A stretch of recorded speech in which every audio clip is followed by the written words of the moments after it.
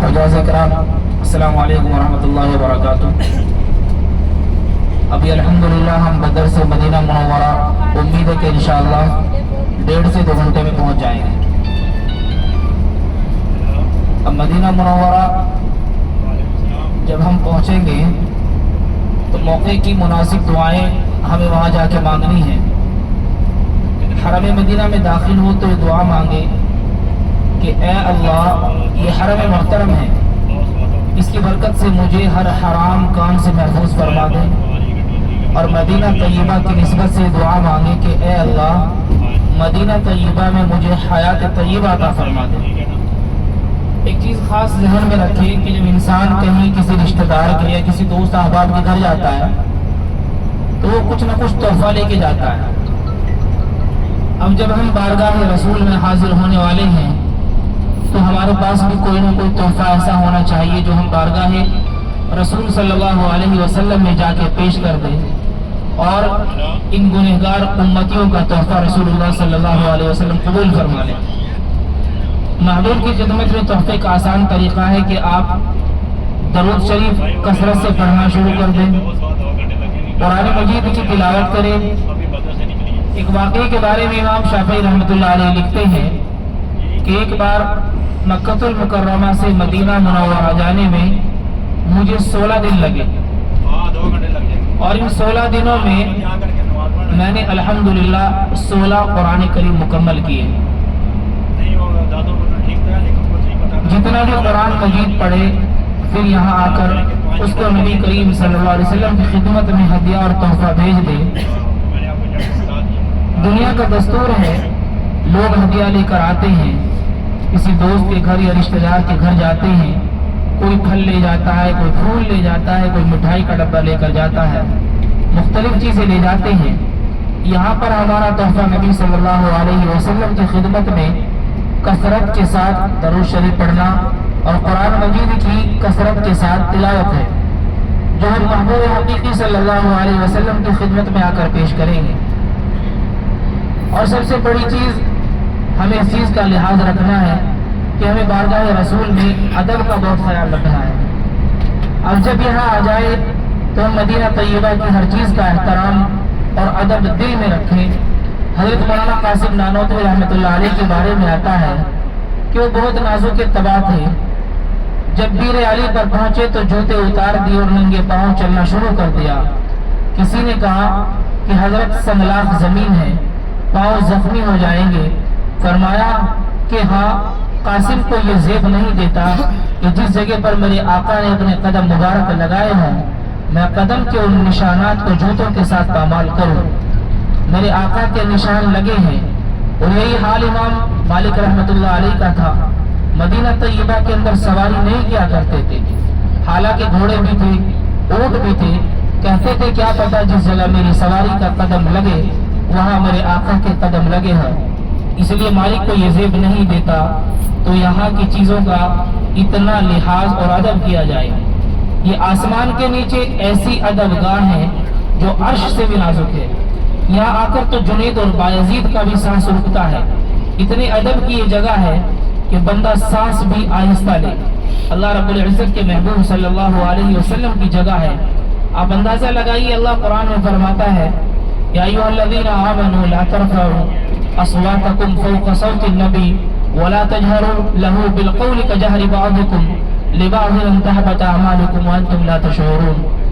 اے ایمان والو، جب تم بات کیا کرو تو اتنی بلند آواز سے نہ کیا کرو کہ میرے لاڈلے حبیب کی آواز سے تمہاری آواز بڑھ جائے، کہیں ایسا نہ ہو کہ تمہارے تمام اعمال ضائع کر دیے جائیں اور تمہیں پتہ بھی نہ چلے۔ تو صحابہ رضی اللہ عنہ اجمعین آہستہ گفتگو کیا کرتے، اتنا ادب کا خیال کیا۔ حضرت علی رضی اللہ عنہ کو مسجد نبوی کے دروازے بنوانے تھے تو انہوں نے بنانے والے کاریگروں کے ساتھ اس طرح سے بات کی کہ آپ حرم کے باہر دروازے بنائیں گے، سب شور وہاں ہو اور مسجد میں لا کر فقط اس کو فٹ کر دیں گے۔ اور اسی تاریخ کے تعلق سے آپ نے خلافت عثمانیہ کے بارے میں بھی سنا ہوگا کہ آخری بادشاہ جو گزرے ہیں سلطان عبدالحمید ثانی رحمۃ اللہ علیہ، انہوں نے جب مسجد نبوی کی تعمیر کا کام شروع کیا تو پوری دنیا کے کاریگر انہوں نے جمع کیے اور جمع کرنے کے بعد ان کاریگروں سے کہا کہ آپ اپنے بچوں کو بلاؤ. ان کے بچوں کو بلایا گیا. پھر ان کے بچوں کو قرآن کریم کا حافظ بنایا گیا اور ان سے کہا گیا کہ اب آپ جس چیز کے بھی کاریگر ہیں اپنے بچوں کو وہ کاریگری کا کام سکھائیں. اور ان بچوں کو مسجد نبوی کی تعمیراتی کام پہ لگایا گیا. مسجد نبوی میں کوئی پتھر، کوئی اینٹ، کوئی چیز ایسی نہیں ہے جس پر سلطنت عثمانیہ کے کاریگروں نے قرآن کریم کی تلاوت کر کے اس کو فٹ نہ کیا ہو. جس جگہ ہم جا رہے ہیں تو آپ سمجھو وہ کتنے ادب والی جگہ ہے. جب وہاں شور ہو اور مسجد میں لا کر فقط اس کو فٹ کر دیں گے، یہاں شور نہ ہو.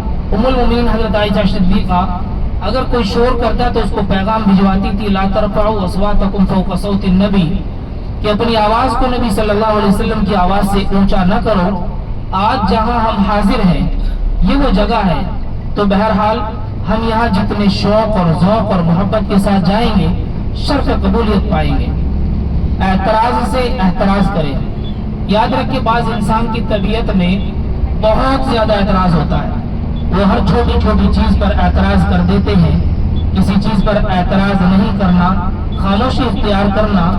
اس کی مثال ایسی ہے جیسے کسی بھنگی کو بادشاہ اپنے دربار میں بلا لے اور وہ بھنگی وہاں پہنچ کر اعتراض کرنا شروع کر دے کہ یہاں نیلی لائٹ لگی ہے، یہاں پیلی ہونی چاہیے تھی، یہاں لال رنگ کی لائٹ ایک جگہ پر سیاہ ہونی چاہیے تھی. تو اس تنقید کو کوئی بادشاہ برداشت نہیں کرے گا. کہا جائے گا کہ تو بھنگی، تیری اوقات ہی کیا تھی یہاں پہنچنے کی؟ ہم نے اگر تجھے بلا لیا تو یہاں تنقیدیں کر رہا ہے.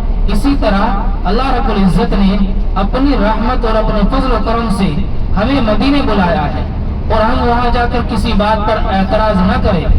ہمارے حضرت رحمۃ اللہ علیہ بہت زیادہ اس کا اہتمام فرماتے تھے کہ یہاں خاموش اختیار کرو، زبان مت کھولو. بلکہ ایک واقعہ سناتے تھے کہ ایک آدمی مدینہ طیبہ آیا ہوا تھا.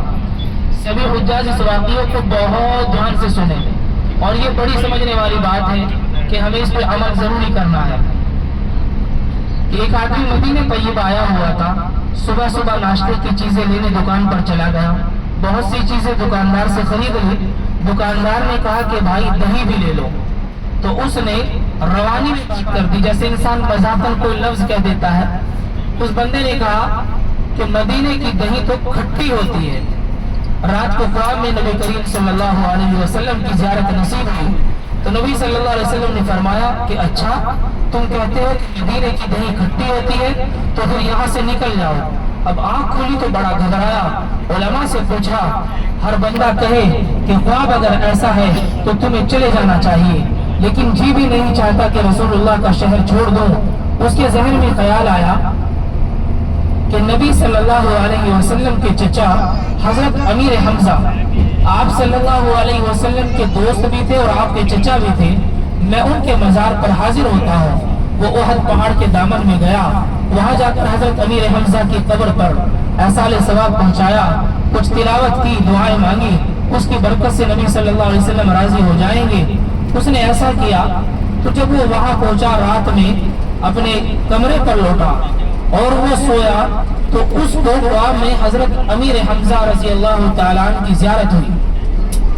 آپ سمجھیں، اس کو حضرت امیر حمزہ کی جب زیارت ہوئی تو حضرت امیر حمزہ نے فرمایا کہ اگر اللہ کے لاڈلے حبیب نے تمہیں یہ پیغام دیا ہے کہ تم یہاں سے نکل جاؤ تو نکل جاؤ، کہیں ایسا نہ ہو کہ تمہارا ایمان سلب ہو جائے.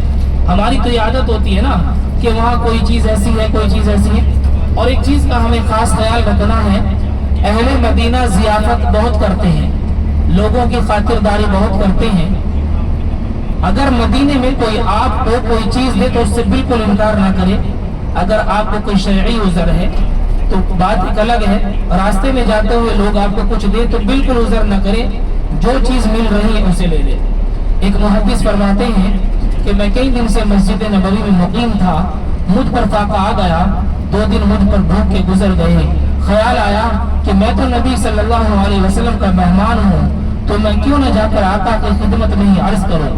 کہتے ہیں کہ میں روزے شریف پر آیا اور میں نے آ کر عرض کیا، اے اللہ کے پیارے حبیب صلی اللہ علیہ وسلم، میں آپ کا مہمان ہوں اور میں بھوکا ہوں۔ فرماتے ہیں کہ میں سلام پڑھ کر دعا مانگ کر باہر نکلا ہی تھا کہ ایک آدمی اپنے سر کے اوپر ہنڈیا اور ساتھ میں کچھ روٹی لے کر اٹھائے ہوئے آیا اور پکار رہا تھا۔ میں نے اس سے پوچھا کہ تم میرا نام کیسے لے رہے ہو؟ کہنے لگا میں تو دوپہر کو گہری نیند سو رہا تھا، خواب میں لاڈلے حبیب صلی اللہ علیہ وسلم کی زیارت ہوئی، فرمایا کہ فلاں شخص میرا مہمان ہے اور اس کو کھانا پہنچاؤ۔ جیسے ہی میری آنکھ کھلی، میری بیوی چولہے سے ہانڈیا اتار رہی تھی، روٹی اس نے پہلے سے پکائی ہوئی تھی۔ میں نے اسی وقت اس کو کہا کہ اپنے لیے کھانا اور پکا لیں گے، نبی صلی اللہ علیہ وسلم کا ایک مہمان ہے۔ میں نے ہنڈیا سر پہ رکھی اور یہی قریب ہی میرا گھر ہے، میں نے آ کر آپ کا نام پکارنا شروع کر دیا۔ تو یاد رکھیں جب ہم بارگاہ میں رسول صلی اللہ علیہ وسلم میں حاضر ہوں، ہمارے پاس کوئی نہ کوئی تحفہ ہونا چاہیے، اور اس چیز کا خاص خیال رکھنا چاہیے کہ مدینہ منورہ کے ادب کے لحاظ سے ہمیں وہاں کی کسی چیز میں کوئی کمی نہیں نکالنا چاہیے۔ اگر ہمیں کوئی چیز نہیں لینی ہے تو بات الگ ہے، آپ کہہ دیں کہ مجھے اس چیز کی ضرورت نہیں ہے، لیکن آپ کمی نہ نکالیں یہ خراب ہے، یہ صحیح نہیں ہے، یہ ایسی ہے، یہ ویسی ہے۔ ابھی ہمیں پہنچنے میں تقریباً 1 گھنٹہ لگنے والا ہے، اور مجھے امید ہے کہ سبھی حجاج سوئے نہیں ہوں گے، تو میری آپ سے ایک درخواست ہے کہ مدینہ منورہ پہنچنے تک آپ سبھی حجاج درود شریف کا ورد کریں۔ اگر آپ زیادہ سے زیادہ درود پڑھنا چاہتے ہیں، ہمارے پیر صاحب فرماتے ہیں کہ سب سے چھوٹا درود جو ہے جو آپ بارگاہ رسالت میں پیش کر سکتے ہیں وہ ہے صلی اللہ علیہ وسلم۔ آپ صرف اتنا پڑھیں اور جب تک ہم مدینہ منورہ نہ پہنچ جائیں تب تک پڑھتے رہیں، اور جا کر بارگاہ نبوی صلی اللہ علیہ وسلم میں اسے پیش کر دیں، یا رسول اللہ میں گنہگار آپ کا امتی آپ کی خدمت میں حاضر ہوا، میرے پاس کچھ نہ تھا، میں صرف یہ چند درود آپ کی خدمت میں پیش کرتا ہوں، آپ اسے قبول فرما لیں۔ تو مجھے امید ہے کہ انشاءاللہ وہاں پہنچنے تک آپ 2 یا 4 تسبیح مکمل کر لیں گے، اور بارگاہ رسالت میں اسے اپنی طرف سے اور میری طرف سے اور تمام امت مسلمہ کی طرف سے پیش کریں گے۔ تو سبھی سے میری یہ درخواست ہے کہ جانے والے حجاج کرام بالکل نہ سوئیں اور رسول اللہ صلی اللہ علیہ وسلم پر درود بھیجتے رہیں جب تک ہم مدینہ منورہ نہ پہنچ جائیں، اور وہاں پہنچ کر بڑے ادب، لحاظ، محبت، شفقت اور ادب کے ساتھ بارگاہ رسول صلی اللہ علیہ وسلم میں ہمیں سلام پیش کرنا ہے، اور اس کے بعد ہم نے اپنے اور اعمال جاری رکھنے ہیں۔ یاد رکھیں وہاں بلند آواز سے بولنا بھی گناہ ہے، وہ ایسے بادشاہ کا دربار ہے جس کے دربار میں آ کر بڑے بڑے بادشاہ گردن جھکا کے آتے ہیں۔ اگر ہم وہاں اکڑ کے چلیں گے اور ایسے بلند آواز سے بات کریں گے تو یاد رکھیں کہ قرآن کریم کی وہ آیت ہمارے لیے ہے، تمام امت کے لیے ہے، قیامت تک آنے والے انسانوں کے لیے ہے، لا ترفعوا اصواتکم فوق صوت النبی، اگر تمہاری آواز نبی کی آواز سے بلند ہو جاتی ہے تو تمہارے تمام اعمال اللہ تبارک و تعالی جلا کے راکھ کر دیں گے، پھر اس کے بعد ہمارے پاس کچھ نہیں بچے گا۔ آج کے لیے اتنا ہی۔ اللہ تبارک و تعالی مجھے اور آپ کو اور تمام مسلمانوں کو بار بار اپنے گھر کی اور لاڈلے حبیب صلی اللہ علیہ وسلم کے گھر کی حاضری نصیب فرمائے۔ صلی اللہ علیہ وسلم۔